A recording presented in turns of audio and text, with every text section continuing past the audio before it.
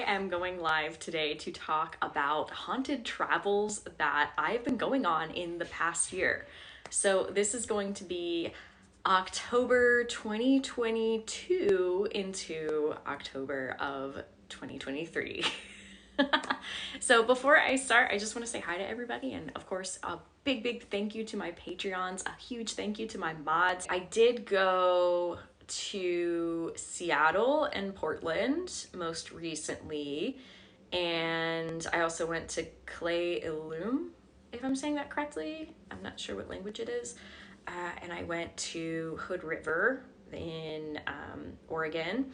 So yeah, I went out there for my friend's bachelorette weekend in a cabin, and I was super excited to connect with the spiritual energy of the Rocky Mountains and the Cascades. And that was really cool for me. I'm a very East Coast person. I love the Appalachians. And being able to connect with like the mountains over there, it was just such different energy. I went chasing waterfalls at one point. And I know they say not to do that, TLC, but like I loved it. And I got to pick up on like this cool energy that was the Rockies. I haven't told you all this story yet. Okay. So yes, I'm laughing at myself because this was a choice on my part, and you might be thinking, oh, Rebekah, don't you know better by now? So when I went out to Hood River, P.S. I should say real quick, I did take an underground tour while I was in Seattle, and I did meet some spirits down there who were part of the underground. And if you haven't looked up what the underground Seattle is, it's actually really cool. I highly recommend it. And I enjoyed the tour that I was on there. Those will be skits a little bit later, but those are many stories. So I want to tell you the story that happened in Hood River. So I was technically staying in Bingen, if I'm saying that correctly, which is on the Washington side. And there's a hotel and spa over there, but it also has a hostel, because if any of you have been out there before, it's like really expensive out there. Like the cheapest hotel was $250 a night, and I was like, no. So I found this hostel. It's the nicest hostel I've ever stayed in before. It was super clean. It had a little cafe there. The food was delicious. It also had a spa. I didn't get to do spa things. I did not book in advance. But the hostel was the nicest hostel, and I used to live and work in hostels, and I was very impressed by that. But it also probably should be, because for a single bed in a room of about 40 other beds was $60 a night. So it was also the most expensive hostel for what I got that I stayed at, but it was also very nice. And it smelled really great. Even like the shampoos and the conditioners and the bathrooms are all really clean. Like it smelled great. So this hostel was in an old school building on the side of a mountain in Bingen. And I kind of was picking up on energy, but also by that point in the week, I was so exhausted. I was so tired. Typically before I go to sleep in a place outside of where I'm used to, I always put up a shield around my bed, at least. Sometimes I'll put a shield up around the entire room, but since I was in a hostel setting and in a bunk, I just would typically put it around the bunk. Now, I was so tired, I did not think to put my shield up. So I was lucid dreaming, and I don't often remember my dreams, and that's just because I just get into a lot of things. I'm unlocking it now, but I did that as a kind of protective measure so that I could be awake and feel well rested. To each their own on how much you remember with your dreams, but that's why I in part made this dream journal, so that I could break it apart or understand my dreams better. P.S. if you don't know about the dream journal, check out my website. It is on there. The pages are on there too. So if you're not in the position to be able to buy it, you can at least check out the pages and see what works for you. So, yeah, I remember, and I feel like I was dream walking in this because that would make the most sense. So, and not sleepwalking, dream walking. So my spirit was outside of my body for this. I remember being in the hostel bed, right? And I have another guardian spirit who was hanging out outside, and both Rupert and I had talked about like, he's got to really lay low so that to not bring attention to us and that kind of thing. I have not talked about that guardian spirit yet. I need to check with him before I talk about him. But he's really cool and he's really nice. And we also have a long past life connection together. Like, as in we spent incarnate time together a long time ago, like ancient Greece. But anyway, that's neither here nor there. At least right now. I might get into it later. I might get into it for my Patreons, actually, because I'm talking about spirit guides in the upcoming course. Anyway. So we were kind of like, yeah, you know, we didn't want to come on strong because we didn't want to bring a lot of attention to ourselves, like energetically speaking. Rupert was away working that night. He's been working a lot as of late. I'm very proud of him. I miss him a lot, though I'm also very proud of him. I have also been working a lot. So we just level each other out with how much we work, I guess. So yeah, we didn't want to bring a lot of attention to ourselves. And I woke up that night, and apparently we had brought attention to ourselves, maybe. And I looked at the end of the bunk and I saw this little kid. It looked like a little girl. And she was kind of like looking through the curtain that was around the bunk, which we have privacy curtains for the bunk, which is really nice. She was looking around the curtain and she was like, haha, she laughed. And then she said, like, she was just like, come on. And so me in my dream space, I was like, oh, great. So I'm following this kid out. There's another kid who was running around. We wind up in the auditorium of this old school. And the kids were saying, they're like, we come here during the day because it's less busy, but at night we see who's, you know, staying in the schoolhouse, aka the hostel.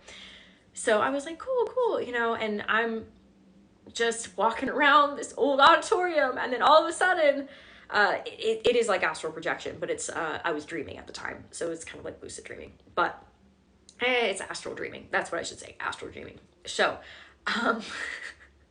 we're in this auditorium, and then out of nowhere, this giant looking bear thing, like, it's not a bear, it's something else.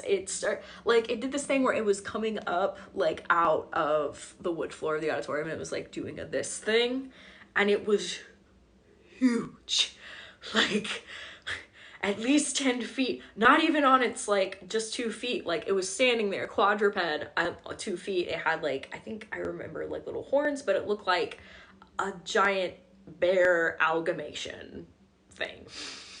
Now, you may be thinking, yes, Rebekah, you see monsters all the time. Monsters, like, there's otherworldly creatures. You see these things all the time. I bet you knew exactly what to do. Well, Dream Me forgot everything. Forgot who I was. Forgot everything I knew. I saw this giant thing, and I was like, oh no.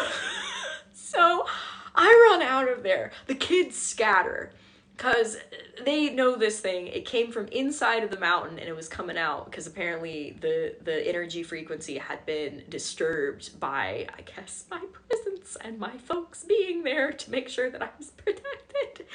So this thing pops up out of the auditorium, and I'm running because I forgot everything I knew how to do in this dream space. I'm running. Like, I run back to my bed, and I didn't know what to do, and I started calling out Rupert. And I feel for anybody who was bunking nearby, because I think they actually heard me, like, audibly say Rupert, and I was, and, like, he was doing something at the time, and he was like, what's happening? And I was like, I need you to come here. And he's like, all right, I'll be there soon. And he was like, your other guide is still there. And I was just like, I need you, because I forgot everything. Like, I forgot everything, who I was, like, how I got there, like, everything. And I was just like, I need you here. And he's like, all right, I'll be there soon. And I was like, I'm scared. I need you right now. And so he pops in the bunk, which he's a very large man. So you can only imagine, like, me and him in this bunk space. And I was like, there is something in the school. Like, it's in the auditorium. All the while, he kind of, like, puts his hand on my head, and he's like, you're all right. I'm here. You're fine. And I was just like, there's something in there. And he's like, did you shield? No, Rupert, I didn't shield. Now, if you know Rupert, he's always the one to ask if somebody shielded or not. We have this on video, or at least us speaking for him on video. The iconic line. Yes, that's right, Caitlin. So he's like, did you shield? No, I did not shield. I did not shield. I was so tired. I just went to sleep, and that's what happened. So he was like, you should shield. And I was like, okay. So I throw up a little bubble, you know, I throw up a little my energetic shields for when I go to sleep kind of look like eggs, and they are golden light that have a bit of electricity on the outside, just so that nobody gets bad ideas and tries to punch through it. So I throw that up, and I was like, okay, now what? Because that thing's still roaming outside.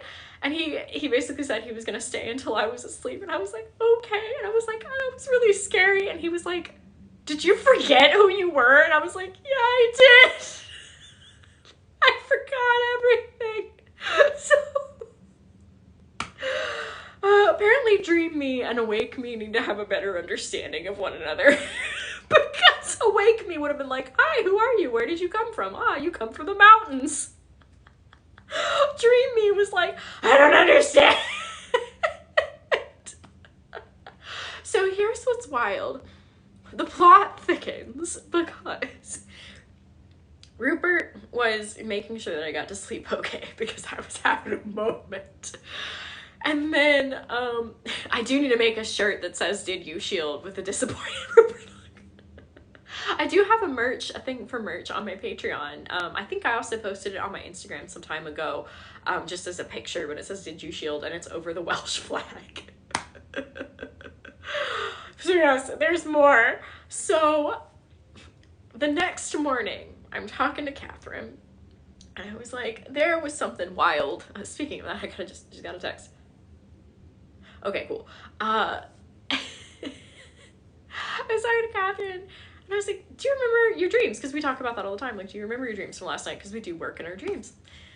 And Darren was like, yeah, I was in this courtyard. And I said, oh? And Catherine was like, yeah, I was looking for a monster, like a big creature.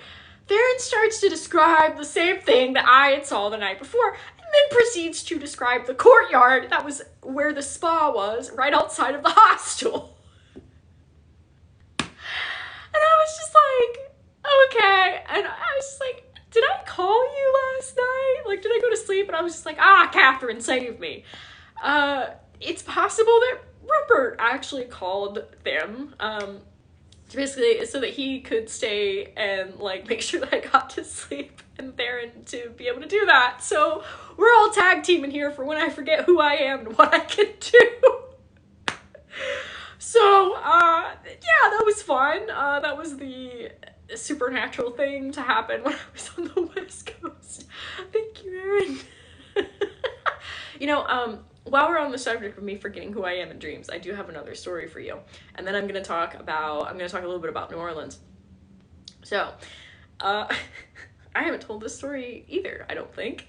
I was in dream space, this was months ago, and I was on my own. It was funny because I was like at the Bergwin Wright house, and then I like went through another room, and then I was in another room, and then I went through another room, and then I was in a room filled with dolls.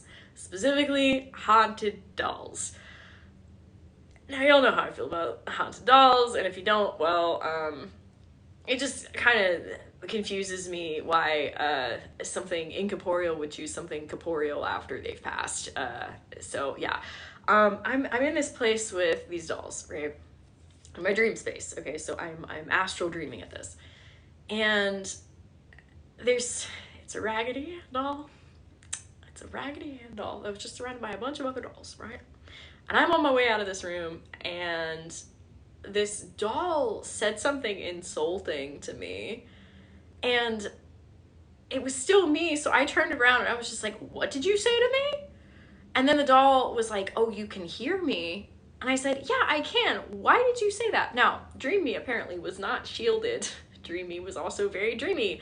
So next thing I know, I'm being picked up by the neck by this doll. Like, the doll isn't holding me, it's like the energy. I'm pulled over to the doll, held up by my neck, and I'm choking. And once again, I forgot everything I could do. I forgot who I was. I forgot my abilities. I forgot all these things. All I knew was I was in trouble. And so what do? I call out for Rupert because he knows how to take care of the situation. So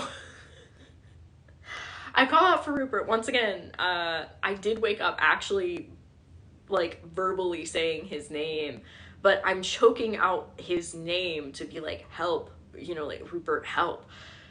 And I woke up, which I'm assuming was how he helped, because if I'm recalling correctly, my energy was being moved to the side. The doll was being moved this way by another force.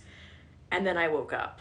The other force, I am certain, was Rupert taking care of business, and he shook some sense into that haunted doll, I guess you could say.